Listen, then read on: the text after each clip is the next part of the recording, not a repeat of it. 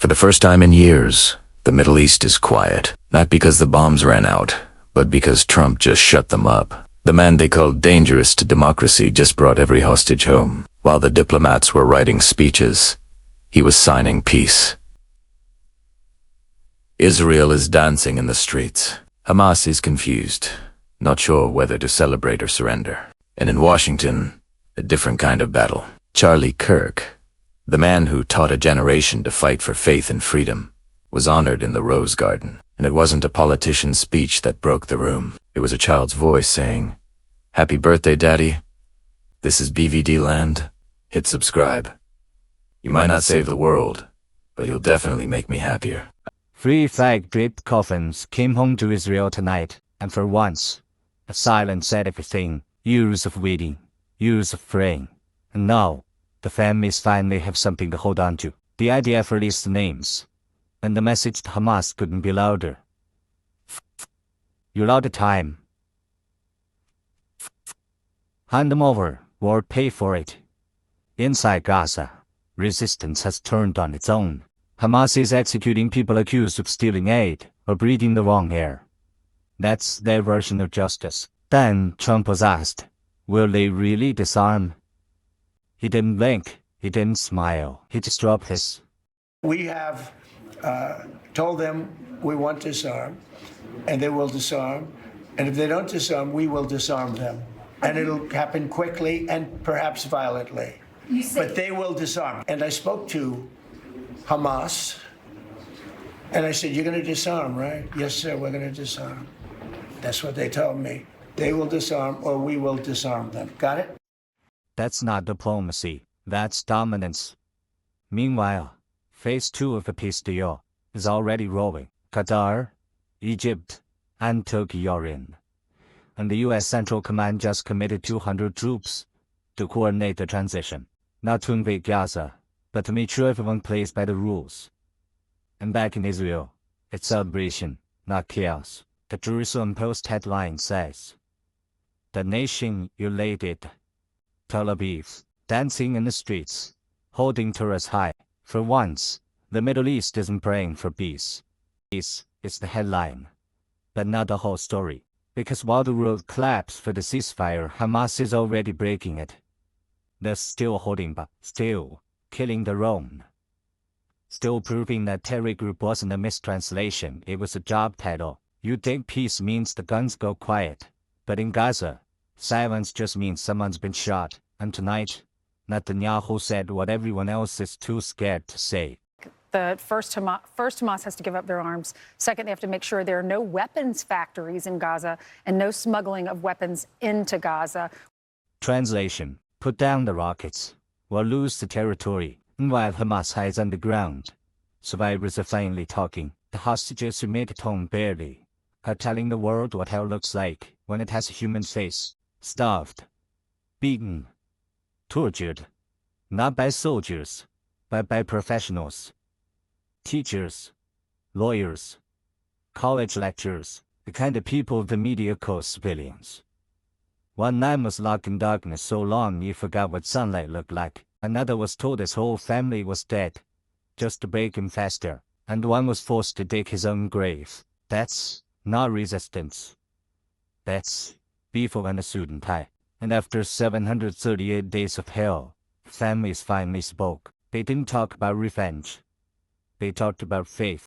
My deepest, heartfelt gratitude to President Donald Trump. Because of you, I'm alive.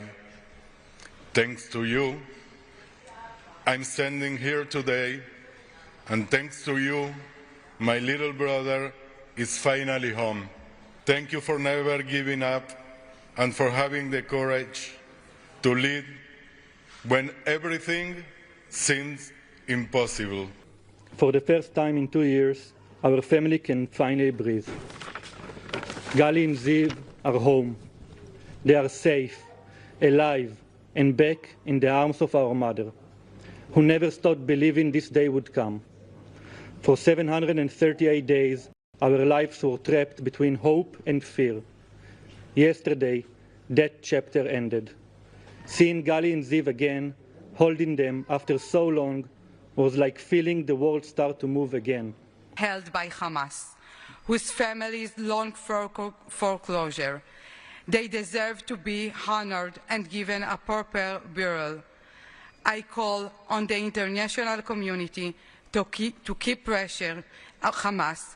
We will not stop our as family until all the remaining 24 hostages are home.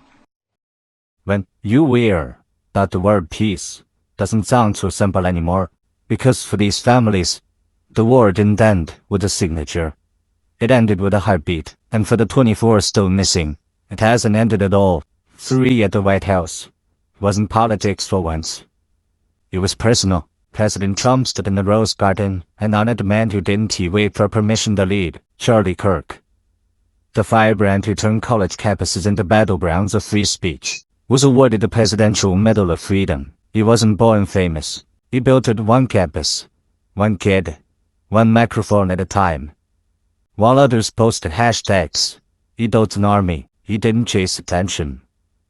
Attention chased him. Charles James Kirk was a visionary and one of the greatest figures of his generation. He was truly an amazing figure and growing leaps and bounds. Charlie grew Turning Point into the largest conservative youth organization in the entire country. He forged a personal bond with countless young conservatives. He fought for free speech, religious liberty, strong borders, and a very strong and proud America. In everything he did, he put America first. He really put America first. And ultimately, Charlie became more than a leader of an important organization. He became the leader of historic movements all over the country. He lived 32 years, but did more in 3 decades than most do in a lifetime. And the day his medal was awarded was the day he would have turned 32. His wife, Erica, smiled through tears. Joked she'd finally found a birthday gift he couldn't top. Then she spoke, and every camera in the Rose Garden froze. He didn't fear being slandered. He did not. He didn't fear losing friends, I can tell you that. He didn't. He didn't care. He stood for truth and stood for freedom, and he did not. Everything else was just noise to him. And it's because his confidence in Christ was absolute. That's why. There was no limit to what he would have sacrificed to defend freedom for all. And if the moment had come, he probably would have run for president, but not out of ambition.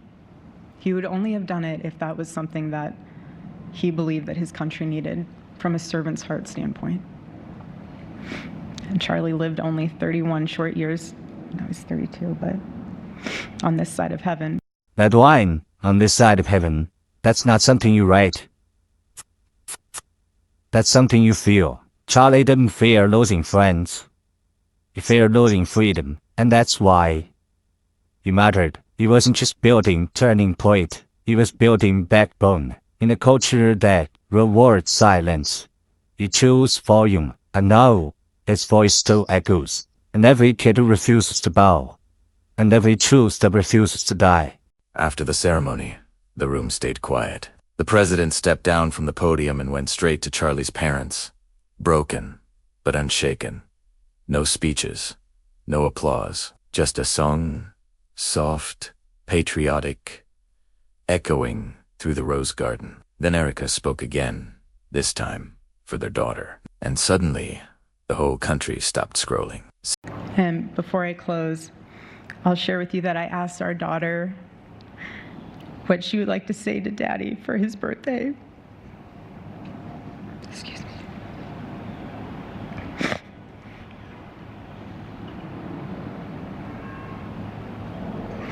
She said, "Happy birthday, Daddy. I want to give you a stuffed animal."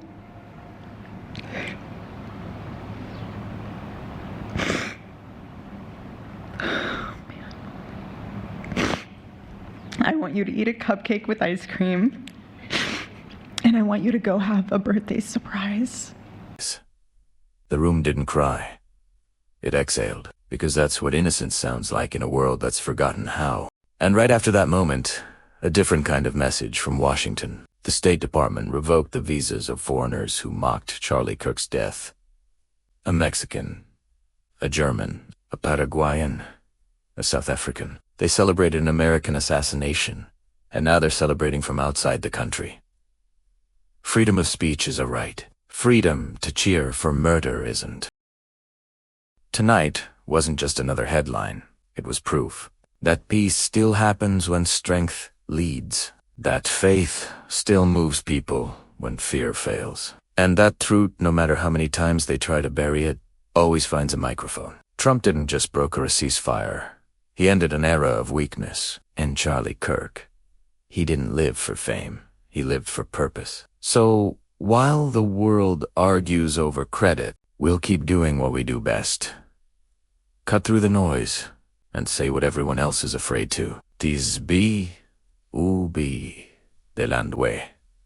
We don't read the news. We call it out.